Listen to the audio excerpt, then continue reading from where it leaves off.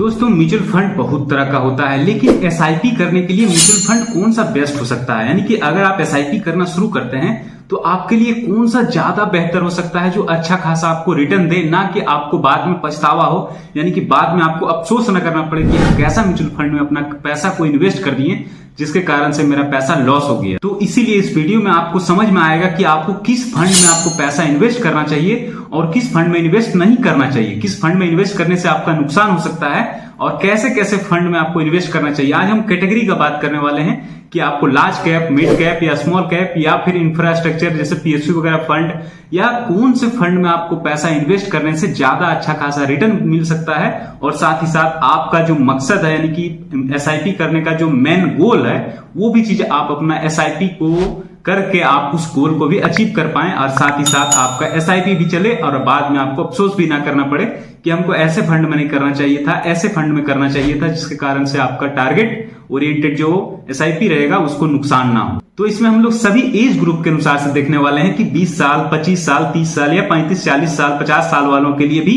कौन से फंड बेहतर हो सकते हैं। तो मान लीजिए कि अगर आपका एज 20 या 25 साल, 30 साल के अराउंड में है, यानी कि 20 से 30 के अराउंड में है, तो आपका मेन मकसद होना चाहिए कि आपका घर बनाना है आगे चल करके, या फिर आप गाड़ी लेना है, या फिर आपको कोई बड़ा ड्रीम अगर कोई चीज जाकर बिजनेस करना है या रिटायरमेंट के लिए प्लान करना है।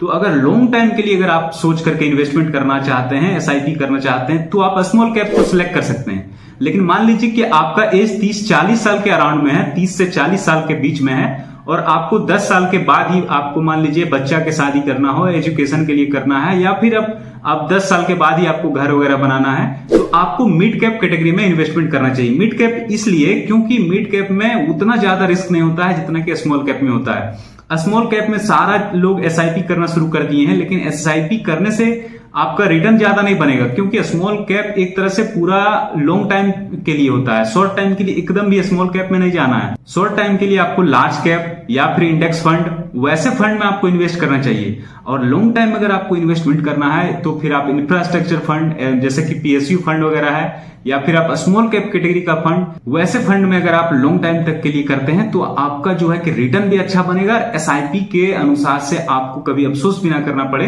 कि हम गलत जगह में एसआईपी किए। इसीलिए आपको राइट टाइम में राइट एसआईपी करना जरूरी है, क्योंकि राइट एसआईपी अगर नहीं कर रहे हैं, गलत जगह आप मान लीजिए कि लार्ज कैप में कोई इन्वेस्ट करना शुरू कर दिया है, 20, 25, 30 साल का लड़का है और वो लार्ज कैप में इन्वेस्टमेंट कर रहा है। लार्ज कैप में वैसे लोगों को इन्वेस्ट करना चाहिए, मान लीजिए जिसका एज 45 साल, 50 साल के आसपास है, वैसे लोगों को लार्ज कैप या फिर इंडेक्स फंड में इन्वेस्टमेंट करना चाहिए, क्योंकि वो ज्यादा रिस्की नहीं होता है in compare to mid cap और स्मॉल कैप। रिस्की तो सब कुछ है लेकिन ज्यादा रिस्की नहीं होता है। मिड कैप और स्मॉल कैप के कंपेयर में इंडेक्स फंड और लार्ज कैप फंड उतना ज्यादा रिस्की नहीं होता है। इसीलिए आपको सबसे बेटर ऑप्शन यही है कि अपना एज के अनुसार से आप एसआईपी करना शुरू करें। अगर 20 से 30 साल का एज है तो आपको स्मॉल कैप कैटेगरी में और खास करके वैसे फंड को सिलेक्ट करना चाहिए जो बैंकिंग से रिलेटेड हो। एसबीआई, बैंक ऑफ इंडिया, बंधन बैंक, तो जो भी बैंकिंग से रिलेटेड फंड है वैसे फंड को आपको सिलेक्ट करना चाहिए। और दूसरी सबसे बड़ी बात कि अगर आप मिड कैप में इन्वेस्टमेंट करना चाहते हैं तो आपको कोशिश करना है कि बेस्ट मिड कैप को सिलेक्ट करें और कभी भी एक फंड में नहीं इन्वेस्ट करना है। कभी भी एक फंड में एकदम पैसा को इन्वेस्ट नहीं करना है, ना जाने कल क्या हो जाए कौन सा फंड के साथ। तो इसीलिए अगर एक फंड में अपना इन्वेस्टमेंट करते हैं तो आपको बहुत ज्यादा नुकसान हो सकता है। क्यों? क्योंकि मान लीजिए कि वो फंड अच्छा से ग्रोथ नहीं किया तो फिर आप तो उसी के भरोसे हैं, आपको तो उसी में आप पैसा सारा आपका जा रहा है, एसआईपी का पैसा।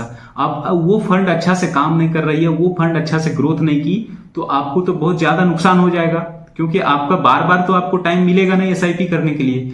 इसीलिए बार बार एसआईपी करने का टाइम मिलेगा नहीं, तो अपना एज के अनुसार से कम 5 म्यूचुअल फंड को आप सिलेक्ट करें। अगर आप स्मॉल कैप में ही इन्वेस्टमेंट करते हैं तो स्मॉल कैप का 5 म्यूचुअल फंड को सिलेक्ट करें। मिड कैप में इन्वेस्ट करते हैं तो मिड कैप का 5 म्यूचुअल फंड को सिलेक्ट करें।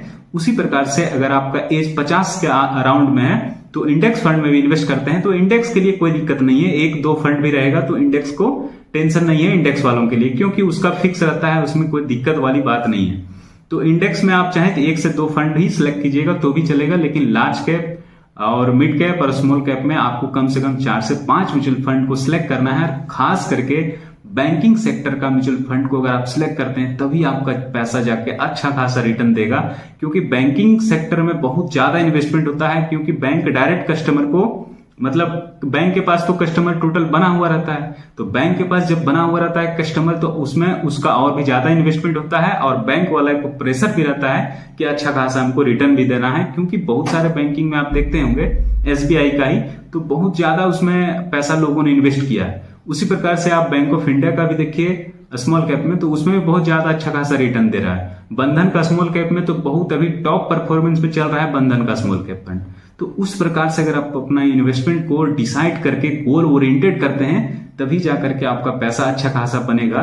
ये एक इंफॉर्मेटिव वीडियो था जो कि सभी को जानना बहुत ज्यादा जरूरी है। अगर मान लीजिए आप गलत चीज गलत जगह में इन्वेस्टमेंट करना शुरू कर दिए और लॉन्ग टाइम में आप उसी के भरोसे रह गए तो फिर आपको बहुत ज्यादा पछतावा हो सकता है। मान लीजिए 40 से 50 साल आपका एज हो गया है और आप स्मॉल कैप में इन्वेस्ट कर रहे हैं और स्मॉल कैप अच्छा खासा रिटर्न नहीं दिया तो फिर बहुत ज्यादा नुकसान हो सकता है। इसीलिए index fund, large cap fund वो सब के लिए ठीक रहता है, क्योंकि उसमें कम रिस्की रहता है, ज्यादा पैनिक नहीं होना पड़ेगा, ज्यादा टेंशन नहीं लेना पड़ेगा, आराम से आपका पैसा धीरे धीरे स्मूथली आपका पैसा बढ़ेगा।